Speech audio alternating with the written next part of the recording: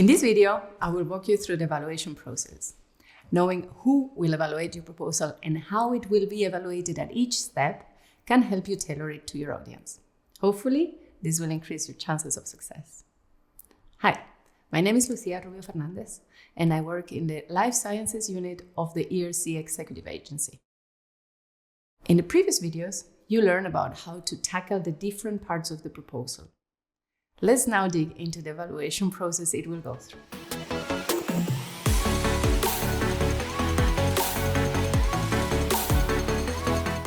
The evaluation starts while you're probably still working on your proposal. Around a year and a half before the call deadline, we start selecting the panel members. For each panel, the Scientific Council chooses top experts that, together, cover the expertise of all the panel descriptors appearing in the ERC Work Programme. They also make sure there is a balance of gender and geographical representation. Panel members serve in alternating years and up to 4 times. You can find the composition of all panels on the ERC website, under the section Panel Members. Before the call deadline, we publish the name of the heads of each panel, who we call the panel chair. The full list of all members is released just before step 1 of the evaluation. Since this is something panel members need to give explicit consent to, it might happen that the names of some members are not published until the end of the call. Please remember, we share this information for transparency reasons, and you should never contact a member of the panel that will evaluate your proposal, as this would be a breach of integrity and have serious consequences. Once all the panel members are recruited, we ask them to specify their level of knowledge for the panel descriptors associated to their panel. Remember, you can find those in the ERC Annual Work Programme. This information is very useful to the panel chairs when they decide who will evaluate each proposal. And then, the awaited moment comes.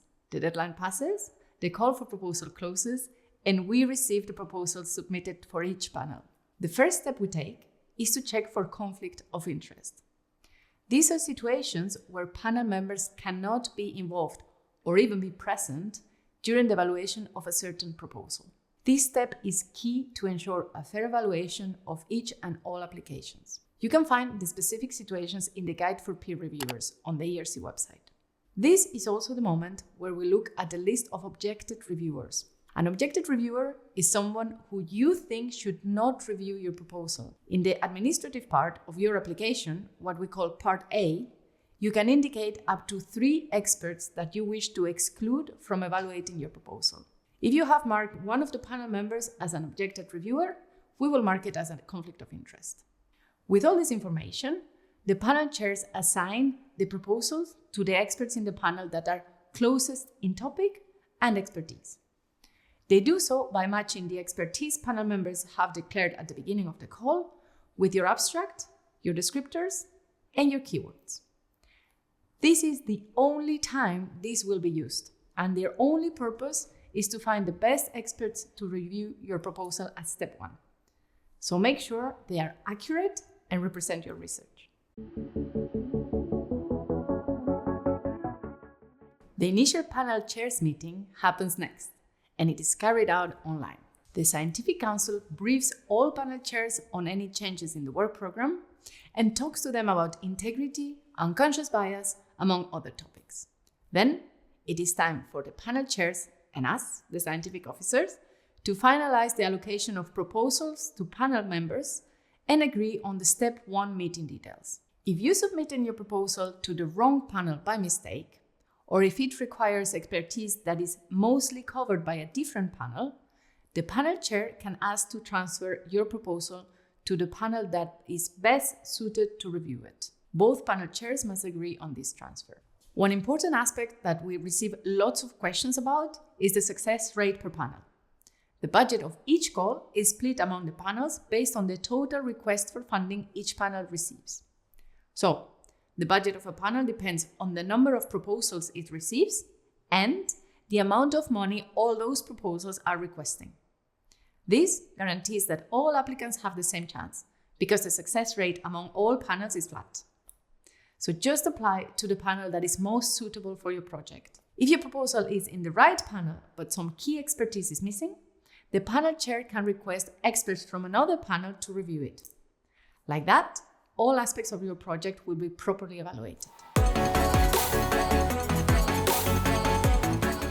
After the initial panel chairs meeting, each panel member gets their batch of proposals to review, and the remote phase of step 1 starts.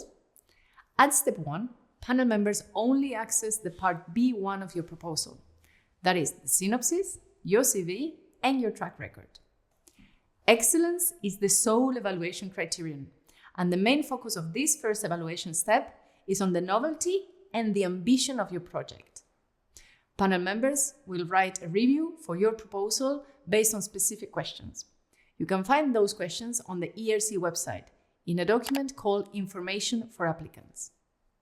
They will also give your project a score between 1 non-competitive and 5 outstanding. No, you will not receive this numerical score, but it helps the panel start the discussions during the panel meeting. The panel members will also evaluate you, the applicant, and your ability to do the research you are proposing. Again, they will provide an assessment ranging from non-competitive to outstanding to help start the discussions. Here are my 3 tips related to step 1 evaluation that can help you write a better proposal. First, make sure the text is easy to read for anyone in the panel. Avoid jargon and do not crowd it with acronyms. At step 1, panel members work as generalists. This helps panels coping with large numbers of proposals and the panel's interdisciplinarity. So, when you work on your part B1, make sure you write for the experts in the panel that are not spot-on specialists in your topic. And keep it interesting. That's my second tip, as obvious as it sounds. Remember, panel members review many proposals, so your goal here is to keep them excited and engaged. Explain clearly what you want to do, what is new about your idea, and why it matters. Convince the panel that this has potential for new discoveries and that you are the one to do it. And tip number 3, when writing your application, go through the questions your reviewers will have to answer. Make sure the proposal has all the necessary information for them to address those questions. Remember, you can find these questions in the Information for Applicants on the ERC website. Our video on how to write your proposal will also give you great tips. Once all reviews are submitted, we compile them and send them to the panel members some days before the meeting. All panel members then meet in person in Brussels, and after a briefing from the Scientific Council President, the meeting starts. In general, each proposal is discussed as follows. A panel member, who we call the lead reviewer, presents a brief overview. Then, the rest of reviewers share their opinion, and finally, the panel agrees on a preliminary score. However, for proposals which didn't receive at least a mark of 3.5 from at least one panel member, there will be no further discussion, unless a panel member specifically requests to discuss it. These low-score proposals will automatically receive a C score. After all proposals are discussed, the panel agrees on a rank list. There is a maximum number of proposals that can make it to step 2. This limit is set at 44, which is the number of interviews that can realistically be held in 1 week. This ensures that panel members can give their full attention to each candidate, have enough time for discussion, and write the panel comments. So, coming back to our step 1 results. The top proposals will get an A score. From these, up to 44 will be invited to step 2 interviews. If there are more than 44 A's, then the ones ranked lower than 44 will get an A non-invited, and they can reapply the year after to the call they qualify for. Proposals with some flaws will receive a B and must wait 1 year before the applicant may reapply. And proposals with major issues that need significant work will receive a C, and they must wait 2 years to reapply. Soon after the first panel meeting ends, we send the feedback to the applicants. To those who made it to step 2, we send them the invitation to their interview with instructions to prepare for it. This includes the interview structure, the time allocated for questions and answers, details of any presentation that may be required, etc. These instructions are the same for all applicants in the same panel. But keep in mind, each panel decides on that format of their interviews, so these details are not necessarily the same across panels. To all those applicants who didn't make it to step 2, we send all individual reviews anonymized, given their grading, that is A not invited, B or C, and the panel comment explaining why the panel decided to reject the proposal. Once you receive the results, please read them carefully. If you think that there were procedural mistakes in the evaluation of your proposal, you have 1 month to request a redress. Please keep in mind that a redress is only about procedural aspects, not to challenge the scientific content of the reviews. You can find the details in our information to applicants. For each proposal that moves to step 2, the panel nominates experts in the scientific areas of the proposal and invites them to review it remotely. We call these remote reviewers. In principle, we aim to get at least 3 remote reviewers per proposal to cover all scientific aspects. Remote reviewers will receive your abstract and will decide whether to accept or decline to review. While the number of remote reviewers does not affect the success of your proposal, they provide very useful feedback. Yet another example why it is important to write a compelling abstract. And then the step 2 starts.